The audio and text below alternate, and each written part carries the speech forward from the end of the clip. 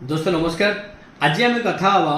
New young cure cell product जो गोटाक आमर स्टेम सेल अच्छी से स्टेम सेल को आम खाइबार प्रणाली केमिति खाइबा तारी ऊपर आज आम विस्तार रूप में कथा हवा। आगे आपको एमती खोलिबे आ भितर गोटे प्रोडक्ट अच्छी से प्रोडक्ट टी आपण धरिबे किंतु गोटे जिनस मन रखिबे राति रे जेतेबेला आम शोउचे राति रे दांत ब्रश करके आम शोइबा सकाळु उठी टोटल बिछणा रे बसी बिल्कुल दांत भात न घसी पानी कूड़ा न करी छिप बाहर न पकईकरी से बिछणा रे ये गोटा कला दाग अच्छी ये प्रोडक्ट रे ये सैचेट रे आपको एमती झाड़ीबा आपको एमती फाड़ीबा फाड़ी सारिकी जीभ टेकिबा एमती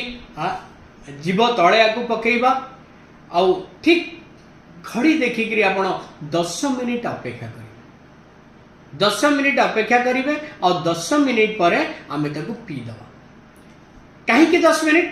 ना 4-5 मिनिट लगे यहाँ जूस बनवाई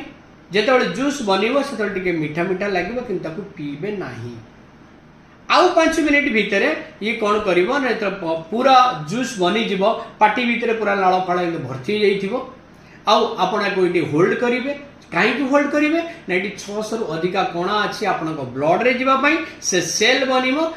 ब्लड रे पड़ेब आ ब्लड रे जो पलैज से खोज आप डेड सेल कौटी अच्छी ताकू रिपेयर करने को लगी ओके आउ जिते पी सारे 10 मिनिट पर माने पाटे जो अच्छे पी सारा पर आप ठीक 5 मिनिट पर आउ गोटे ग्लास पानी पीबे आउ दिन को 12 थर पानी पीबे आउ 12 थर बुझीपे माने बाथरूम जीवे जदि एटा को ये जिनस करती ताले डेफिनेटली आपण गोटे 10 वर्ष यंग